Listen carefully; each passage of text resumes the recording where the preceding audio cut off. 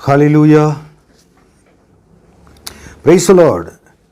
आज सुबह के समय के लिए मैं प्रभु को धन्यवाद देता हूँ। महान परमेश्वर की महिमा हो। हम लोग बाइबल अध्ययन में चल रहे हैं प्रतिदिन, जो मैं परमेश्वर के पवित्र आत्मा के द्वारा प्रतिदिन परमेश्वर के वचन को आपको मैं भेज रहा हूँ प्रभु के नाम से। यह आपके लिए, आप सबके लिए एक आशीष का कारण बन के रहा होगा। ये सब मेरे विश्वास है। आपकी गवाही के लिए मैं इंतज़ार करता हूँ। अगर सचमुच में परमेश्वर ने आपसे बातें किया हो, आप व्हाट्सएप में अपने गवाही, छोटी सी गवाही, हमको कैसे परमेश्वर ने वचन के द्वारा आपसे बातें किया है, आप लिख सकते हैं। हम लोग आपके लिए प्रार्थना करेंगे। आइए आज परमेश्वर के वचन से हम देखेंगे। और इससे पहले मैंने दो बातें बताया। मेरा टॉपिक यही था कि अभी तक मनन करने के विषय कुछ दिनों से हम चल रहे हैं कि प्रभु यीशु मसीह के दोबारा जो दूसरा आगमन के लिए अपने आप को तैयारी करने के बारे में बाइबल क्या कहती है, हमें क्या सिखाती है। और दूसरी बात है कि उसमें मैंने कई बातें बताया और 7 और दृष्टांत के बारे में बताया था। और उसमें पहला दृष्टांत था अंजीर के पेड़ के बारे में, और एक चिन्ह को हमको जानना जरूरी है। चिन्हों को हम जानना जरूरी है। और यीशु मसीह आने के समय उनके दूसरे आगमन के लिए और पहले से संकेत हमको मिल जाता है। कई चिन्ह के आगे दिखाई देते हैं, और उसको हमको जानना जरूरी है। संसार में जो संभव हो रहा है उसको देखकर हमको समझ लेना चाहिए था कि अब समय नहीं है, यीशु जल्दी आने वाले हैं। फिर उसके बाद we need to find science, और उसको जानना जरूरी है। हमको चिन्हों को जानना जरूरी है। दूसरी बात मैंने बताया था कल कि प्रभु यीशु मसीह के आगमन के लिए जागते रहना है। मतलब एक आत्मिक नींद हमारे अंदर नहीं होना चाहिए। We should not sleep spiritually. Always there should be a spiritual awakening, watchfulness in our lives. So कैसे जागते रहना, जागृतित रहना, और ये इसके बारे में मैंने बताया आपको। ये सोने के समय नहीं है, परमेश्वर के आगमन के लिए इंतजार करना, जागते रहने के समय है। आज एक खास बात, तीसरा दृष्टांत को देखेंगे, और वो दृष्टांत क्या है पढ़े सुनेंगे। और लूका 12वां अध्याय और उसमें 35वां वचन से लेकर 40वां वचन तक पढ़े सुनेंगे। तुम्हारी कमरे बंधी रहें और तुम्हारे दिए जलते रहें, और तुम उन मनुष्यों के समान बनो जो अपने स्वामी की बाट देख रहे हो कि वह विवाह से कब लौटेगा, कि जब वह आकर द्वार खटखटाए तो तुरंत उसके लिए खोल दें। धन्य हैं वे दास जिन्हें स्वामी आकर जागते पाए। मैं तुमसे सच कहता हूँ कि वह कमर बांधकर उन्हें भोजन करने को बैठाएगा और पास आकर उनकी सेवा करेगा। यदि वह रात के दूसरे पहर या तीसरे पहर में आकर उन्हें जागते पाए तो वे दास धन्य हैं। परंतु तुम यह जान रखो कि यदि घर का स्वामी जानता कि चोर किस घड़ी आएगा तो जागता रहता और अपने घर में सेंध लगने ना देता। तुम भी तैयार रहो, क्योंकि जिस घड़ी तुम सोचते भी नहीं उसी घड़ी मनुष्य का पुत्र आ जाएगा। इस जगह पर 35वां वचन की वचन है। इसमें पहले हम लोगों ने देखा चिन्हों को देखना है, जानकर पहचानना है, जानना जरूरी है, और सोना नहीं है, जागते रहना, प्रार्थना करते रहना। मैंने कहा था अब कि 35वां वचन इसको पढ़िए दोबारा। तुम्हारी कमरे बंधी रहें हाँ, और तुम्हारे दिए जलते रहें। तुम्हारे कमरे और बंदे रहें और बंदे रहें और तुम्हारे दिए जलते रहें। और तुम्हारी दिए क्या है, जलते रहें। कमर बांधना, कमरे क्या है कि बांधे रहें, बांधे रहें मतलब ये सबसे बड़ी बात है कि एनी टाइम प्रभु यीशु आ सकते हैं, कोई भी समय वो आ सकते हैं। इसलिए उनके आगमन के लिए क्या करना कि इंतजार करना है। That is a thing. इंतजार, इंतजार मतलब क्या है कि तैयार होकर उसमें क्या करना कि हम खड़े रहना है और बैठे रहना है, देखते रहना कब आएंगे।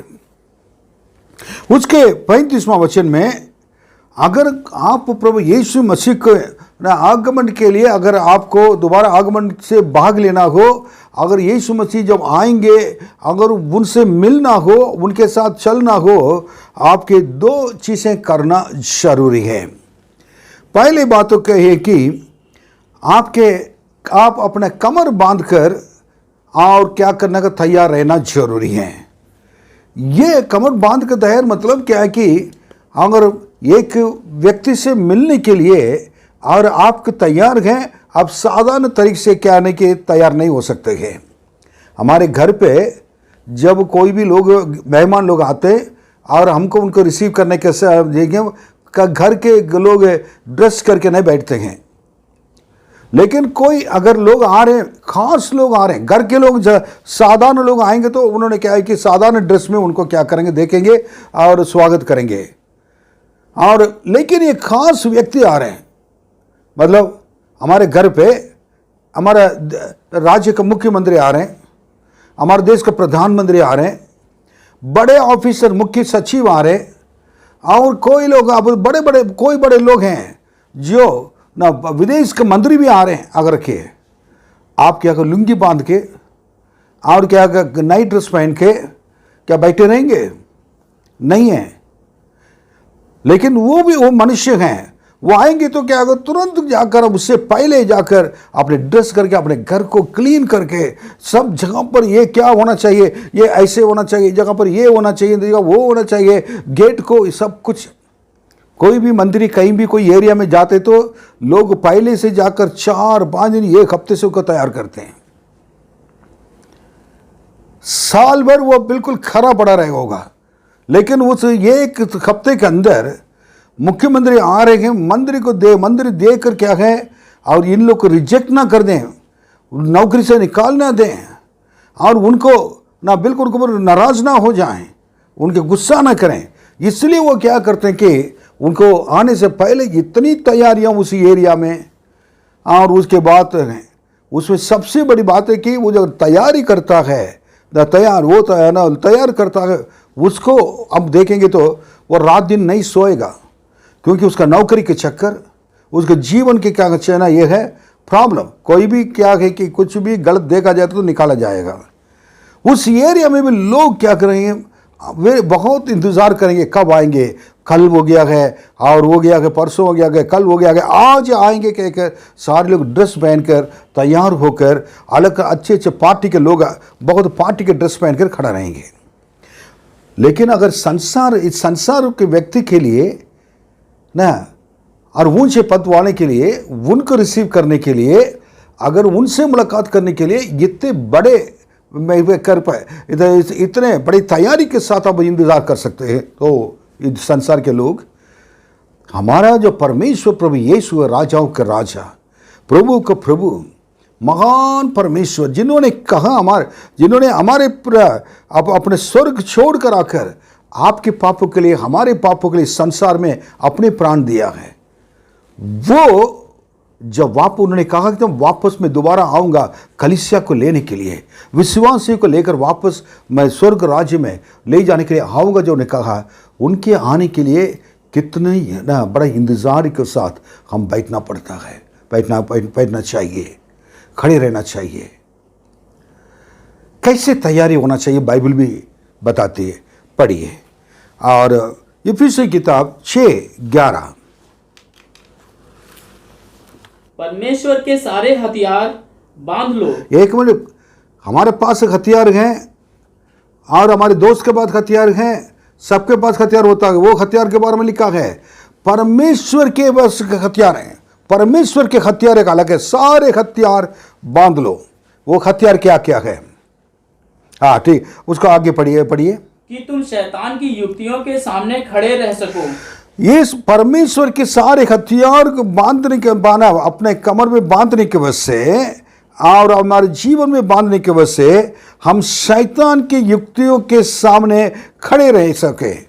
और मतलब खड़े रहना है, अभी लड़ाई शुरू नहीं हुआ है, उनके सामने खड़े होने के लिए भी और पूरे परमेश्वर के हथियार को बांध कर क्या करना, खड़े होना है। फिर 12, क्योंकि हमारा यह मल्ल युद्ध लहू और मांस से नहीं, हमारे मल्ल युद्ध, क्योंकि हमारे मल्ल युद्ध लहू और मांस से नहीं है, मांस से नहीं है, परंतु प्रधानों से और अधिकारियों से और इस संसार के अंधकार के हाकिमों से और उस दुष्टता की आत्मिक सेनाओं से है जो आकाश में है। जो आकाश में रहने वाले, देखिए, परंतु प्रधानों से और अधिकारियों से और इस संसार के अंधकार के हाकिमों से और उसे और दुष्टता की आत्मिक की सेनाओं से और जो आकाश में घूम रहे हैं उनके साथ हमारी लड़ाई है।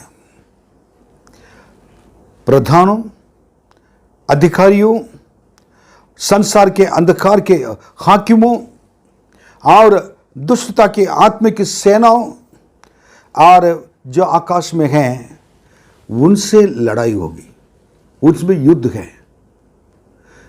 और ये युद्ध जिसको ना हमारे पहले में युद्ध को समझ लीजिए, युद्ध हमारे हर एक व्यक्ति के लिए युद्ध है। वो युद्ध मांस और लहू से नहीं है, वो युद्ध अंधकार की शक्तियों के साथ, शैतान की सेनाओं के साथ और अंधकार के हाकिमों के साथ और प्रधानों से और अधिकारियों के साथ हैं। अब आगे बढ़िए, अब उसको कैसे संभाल करना है। इसलिए परमेश्वर के सारे हथियार बांध लो। इसलिए परमेश्वर के सारे हथियार को पहले आप बांधना है, कि तुम बुरे दिन में सामना कर सको। पहले लड़ाई को समझ लो, क्या लड़ाई करना है, उसके बाद तैयारी शुरू करो। तैयारी किया गया, उनके सारे हथियार को तुम बांध लो। फिर और सब कुछ पूरा करके स्थिर रह सको। और बुरे दिन में शैतान के सामना कर युद्ध को सामना कर और सब कुछ पूरा करके जीत कर स्थिर रह सको। आगे इसलिए सत्य से अपनी कमर कसकर और धार्मिकता की झिलम पहनकर। अब आ रहा है तैयारी। अब तैयारी के बारे में देखें। सत्य नंबर 1, वचन को वह क्या, सत्य से अपने कमर कसकर। देखिए, वचन को थोड़ा थोड़ा से बढ़ना नहीं है। कमर में बेल्ट बांधते हैं ना, बेल्ट बांधते हैं और बेल्ट इसलिए बांधते हैं कि पैंट क्या है उसमें रुक सकें, इसलिए बेल्ट बांधते हैं। अगर बेल्ट लूज रहेगा और पैंट कमर में रुकेगा नहीं। सत्य को हर एक व्यक्ति परमेश्वर के वचन, ये परमेश्वर ये है, सत्य है, उस सत्य को क्या करना कि लेकर ना सिर्फ पढ़ें, ना सिर्फ क्या करें वो ना, और ना केवल वो क्या करें कि उसको समझ लें और उसको लेकर अपने कमर में कसना जरूरी है और कस के बांध कर रखना जरूरी है, ताकि ये वचन आपकी चित्त से ना उतरे, ना आपके हाथ से ना उतरे, ना आपके शरीर से ना उतरे हैं, ना आत्मा से उतरे हैं। और धार्मिकता की क्या है, झिलम पहनकर धार्मिकता की झिलम, ब्रेस्टप्लेट धार्मिकता के।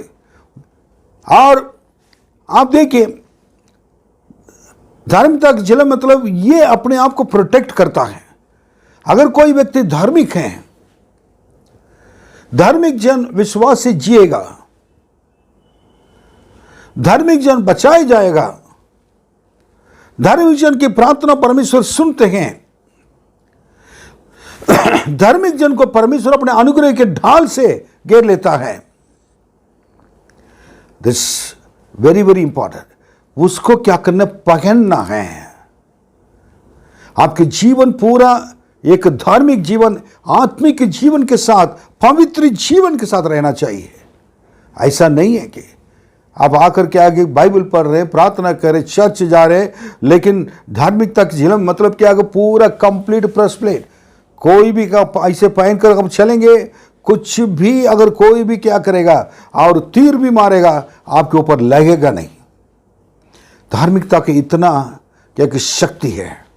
उसके बाद और पाँव में मेल के सुसमाचार की तैयारी के जूते पहनकर। देखिए, पहले थोड़ा उसको दोबारा पीछे जाइए, इसलिए एक मिनट। पहले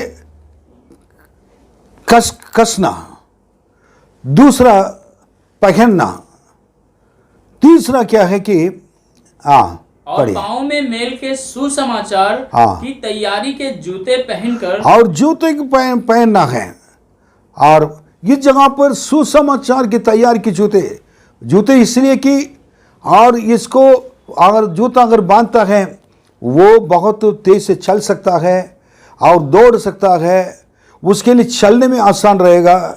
और वो जूता उनके साथ ही चलता है, वो जूता उनको लेके जाता है। आपने सुसमाचार को अपने हाथों में लेकर पहनकर लेके चलना जरूरी है। ये तैयारी है। कई लोगों को सुसमाचार सुनाना नहीं आता है, कैसे सुनाना है। यीशु के बारे में बताइए तो यीशु के बारे में बताए नहीं।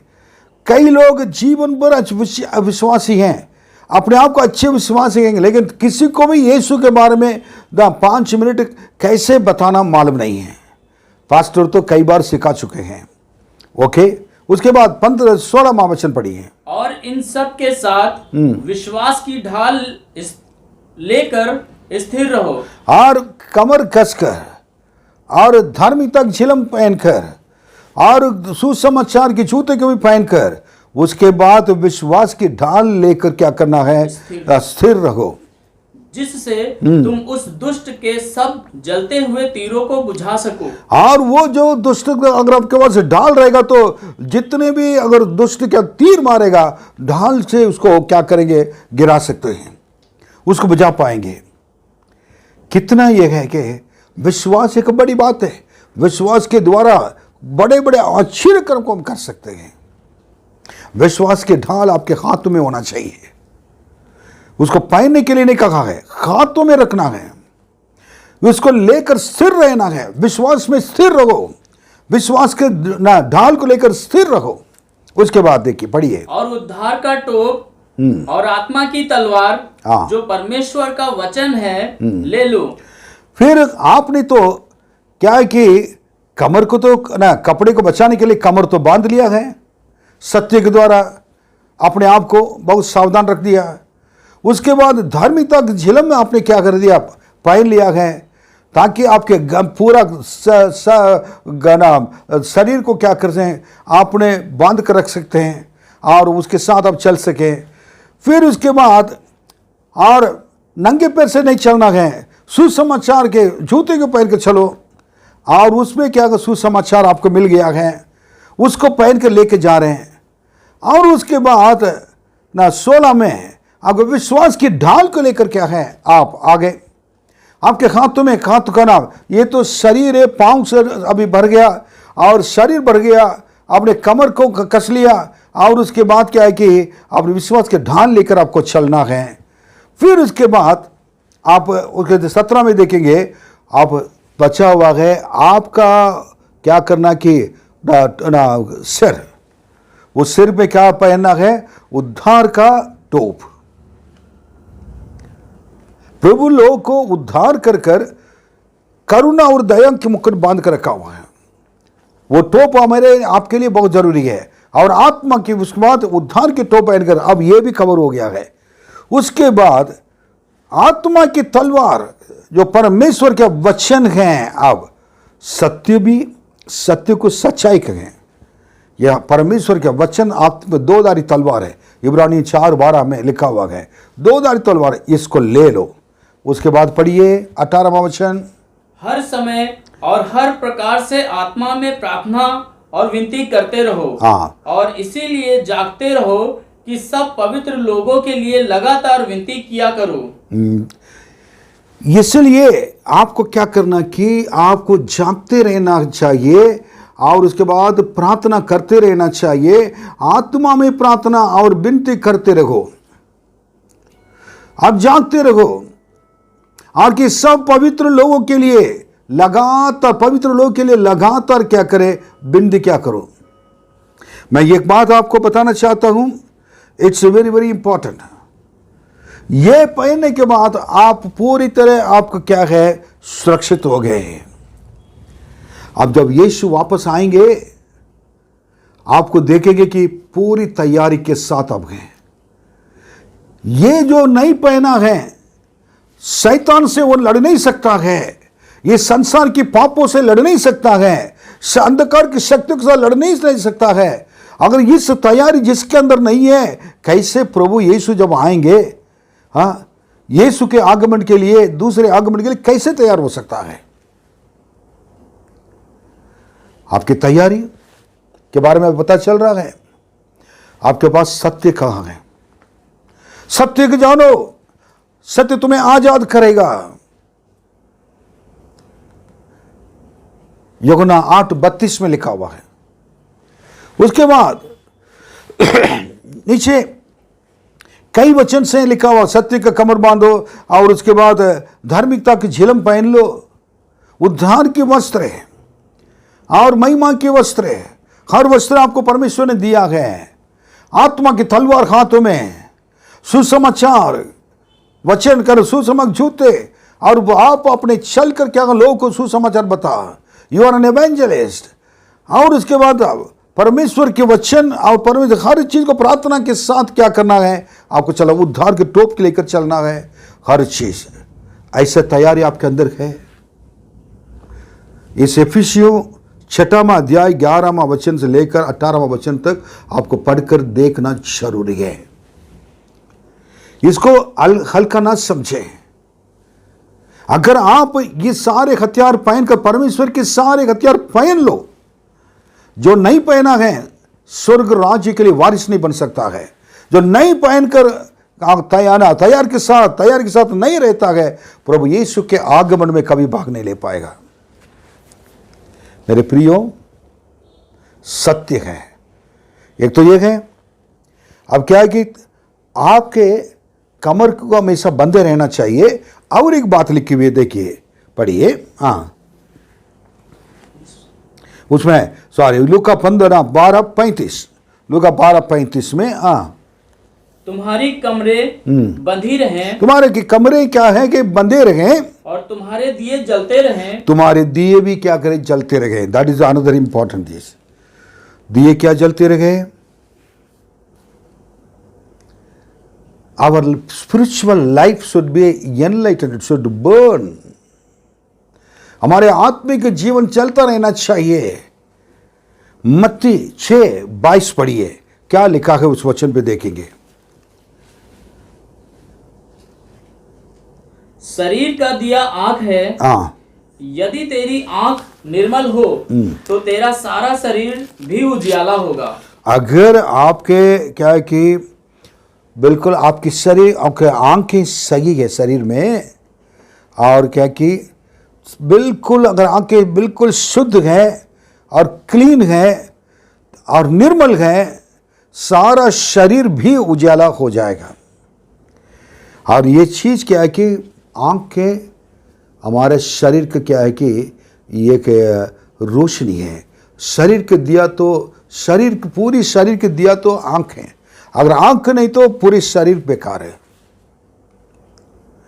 इसलिए आपके पहले आपके आंखें क्या होना चाहिए, निर्मल होना चाहिए। यदि तेरी आंखें आंख निर्मल हो और तो तेरा सारा शरीर भी क्या हो जाएगा, उजियाला हो जाएगा। आप पढ़िए, और यीशु ने क्या कहा था, मत्ती 5:14 पढ़ लीजिए। तुम जगत की ज्योति हो, जो नगर पहाड़ पर बसा हुआ है वह छिप नहीं सकता। यीशु ने कहा तुम जगत की ज्योति हो। जो नगर पहाड़ पर बसा हुआ है और वो छिप नहीं सकता है। कारण है कि जैसे कि पूरे शरीर के लिए आंख के बिना दिया की तरह रहता है, वैसे हम पूरे लोग, हम आत्मिक जीवन में जो प्रभु यीशु ग्रहण किए हुए लोग हैं, विश्वासी लोग हैं, हमारे लिए लिखा तुम जगत की ज्योति हो। जगत की ज्योति कैसे बन सकते हैं? बाइबल में भजन संहिता 119 में है, 105वां वचन में लिखा हुआ है कि तेरे वचन मेरे पांवों के लिए दीपक हैं, मार्ग के लिए क्या है? उजियाला है। 119 भजन संहिता 105, तेरा वचन मेरे पांवों के लिए दीपक है। प्रभु के वचन को पढ़िए, आपको मार्ग दिखाएगा। और उसके बाद प्रभु के वचन को पढ़िए, वो रोशनी देगा। यीशु क्यों उन्होंने कहा था कि तुम जगत की ज्योति हो? पढ़िए यूहन्ना 8:12। यीशु ने फिर लोगों से कहा, जगत की ज्योति मैं हूँ। जगत की ज्योति मैं हूँ। जो मेरे पीछे हो लेगा वह अंधकार में ना चलेगा। ओ, अगर आप जगत की ज्योति बनना है, तो अगर तैयार होकर प्रभु यीशु से मिलना, तो पहले आपके जीवन क्या है? ये रोशनी के जीवन होना चाहिए। और रोशनी के जीवन कैसे हो सकता है? और क्योंकि यीशु ने कह दिया, उसका उत्तर दिया। यीशु ने फिर लोगों से कहा, जगत की ज्योति तो मैं हूं। जो मेरे पीछे खोलेगा, इस जगह पर इस वचन को नोट करना है। जो यीशु के पीछे चलता है, यीशु के वचन को मानता है, यीशु के लिए जिएगा और उन्होंने यीशु का ग्रहण करेगा, बपतिस्मा लेगा और पवित्र जीवन बिताएगा, यीशु के मार्ग में चलने के लिए सत्य वचन कर तैयार होगा, तब क्या है कि वो पीछे खोलेगा, वो अंधकार में ना चलेगा और परंतु जीवन की ज्योति पाएगा। वो अंधकार में, जो जिसमें अंधकार में था, अब अंधकार में नहीं होगा। वो जीवन की ज्योति प्रभु यीशु मसीह के, वो जैसे वो रोशनी है और वो रोशनी यीशु इनके ऊपर चमकेगा और ये जगत की ज्योति बन जाएगा। हालेलुया। जब जगत की ज्योति बन जाएगा, प्रभु यीशु जब दूर से आएंगे, ये लाइट हाउस की तरह समुद्र के किनारे दूर से मार्ग नाम दर्शन नहीं मिलने की वजह से भटकने में, मार्ग में भटक कर चलने वाले जो जहाज होते हैं, उस जहाज के लिए एक रखा ना, एक समुद्र के किनारे एक लाइट हाउस होता है। वो जो लाइट हाउस चलता रहेगा, वो दूर से आने वाले जहाज मार्ग में अगर भटक भी जाएंगे तो उसको देखकर सही मार्ग में आ जाएंगे और समुद्र के किनारे पहुंचकर जहाँ जाना था वहाँ पहुँच जाएंगे। वही यीशु है, लाइट हाउस की तरह समुद्र के किनारे जाना, जो जलने वाले दिया की तरह है, यीशु खड़े हैं। यीशु जिनके ऊपर चमकेगा, वो यीशु के पास वापस आएगा। अगर जितना भी भटक कर जाएगा, वापस कर सही मार्ग में आ जाएगा। वो अंधकार में नहीं चलेगा और वो ज्योति पाएगा। इसलिए यीशु आज भी इंतज़ार कर रहे हैं यीशु मसीह के हमसे मिलने के लिए। यीशु चाहते हैं कि मैं जल्दी आने वाला हूँ, तुम इंतज़ार करो मेरे लिए, ये भी कहा उन्होंने। इसलिए दो बातें बहुत ज़रूरी है। वो चीज़ क्या है कि पहले आपके कमरे बंदे रहना चाहिए, जो मैंने एफिसी किताब 6वां अध्याय में मैंने कहा, और उसमें एक आपको समझ लीजिए। और उसके बाद उसमें 6वां अध्याय में 11 से लेकर 18 तक पढ़कर देखिए। उसके बाद मत्ती क्या कहना 5:16 में लिखा हुआ है, तुम क्या करो जगत की क्या है, तुम ज्योति के, तो पढ़िए उस वचन को। उसी प्रकार तुम्हारा उजियाला मनुष्यों के सामने चमके, कि वे तुम्हारे भले कामों को देखकर तुम्हारे पिता की जो स्वर्ग में है बड़ाई करें। यीशु के पास आए वो यीशु वो ज्योति पाएगा लिखा है इसमें यूहन्ना 8:12 में। देन उसके बाद मत्ती में 5 शब्द में अब देख रहे हैं कि वो कि और उसी प्रकार तुम्हारे उजियाला मनुष्य के सामने यीशु की रोशनी तुम्हारे ऊपर चमकेगा, क्योंकि यीशु जगत की ज्योति है। आपके ऊपर चमकने के बाद आप क्या करेंगे? जगत की ज्योति आप बन जाएंगे। जब आप जगत की ज्योति बन जाएंगे, अब मत्ती 5:16 के अनुसार तुम्हारे उजियाला मनुष्य के सामने भी चमके और उनके ऊपर भी चमकेगा, कारण वे तुम्हारे भले कामों को देखकर तुम्हारे पिता की जो स्वर्ग में है वो बड़ाई करेंगे। यही रहस्य है। ये सब कुछ कहाँ से पाए? यीशु से पाए। प्रभु आपको आशीष दे। इस वचन के द्वारा प्रभु से कहें, प्रभु जी मेरे जीवन में आप मुझे बात करिए। मैं आपके पास मुझे भी मेरी आप आने से पहले ऐसे मुझे चमकने वाला, एक रोशनी देने वाला एक व्यक्ति को प्रभु जी बना दीजिए,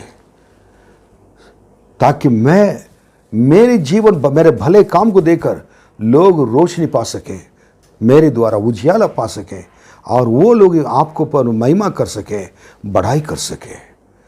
ऐसे गवाही के जीवन मुझको दे दीजिए, ताकि मैं सारे हथियार के बांध कर लड़ाई के लिए तैयार हो जाए। शैतान की बातों को, शैतान के कामों को मैं तोड़ डालूं। एक आत्मिक हथियार बांध कर प्रार्थना करने वाले बन जाएं। मैं बहुत लोगों को छुड़ाने वाले बन जाऊं। मैं अपने देश को बचाने वाले बन जाऊं। मेरे शहरों को बचाने वाले, कलीसियाओं को बचाने वाला प्रार्थना के द्वारा आपके सम्मुख में खड़े होकर, तैयार होकर, शत्रुओं के गिराकर आपके सामने प्रभु जी आपके आगमन के लिए, दोबारा दूसरा आगमन के लिए मैं इंतज़ार करूं। ये हमारे आपकी प्रार्थना है। इसलिए और आपकी जीवन की ज्योति चमकना है। आप साधारण व्यक्ति नहीं हैं। अपने आप के कमरे के हमेशा बंदे रहना है। यफिसियों के 6वां अध्याय के अनुसार आइए हम प्रार्थना करेंगे। प्रभु आपके बच्चों को आपके हाथों में सौंपते हैं। आखिरी समय है, यीशु आने वाले हैं। 2 चीज़ की जरूरी है, हमारे कमरे बंदे रहना जरूरी है और हमारे जीवन रोशनी की तरह चमकना जरूरी है, क्योंकि आप जगत की ज्योति हैं। आपने बताया आपसे, आपके पास जो आने वाला है वो आपसे रोशनी पाएगा, उजियाला पाकर प्रभु जी वो चमकेगा इस पृथ्वी पर। और इनको देखकर पर मत्ती 5:16 के 14 के अनुसार लोग प्रभु जी के सामने ये चमकेगा, रोशनी देगा। इसको उजियाला दिया जब जलनी शुरू होगा, जो उजियाला को देखकर कई लोग प्रभु यीशु के पास आएंगे, इनके भले काम को देखकर परमेश्वर की महिमा करेंगे। यही हमारे आखिरी समय में आपके लिए करने की चीज़। अपने आप को बचा लें और दूसरों को भी रोशनी में लेकर आए, और हम अपने आप को प्रभु जी बचाकर तैयार होकर यीशु के आगमन के लिए तैयार हो जाएं, और दूसरों को भी यीशु के पास लाकर आपके दूसरे आगमन के लिए प्रभु जी तैयार कर सके। अपने बच्चों को आशीष दीजिए। इस सत्य को हम लोग को बताने के लिए धन्यवाद। यीशु के नाम में मांगते हैं, आमीन। प्रभु आपको आशीष दें, आमीन। कितना टाइम?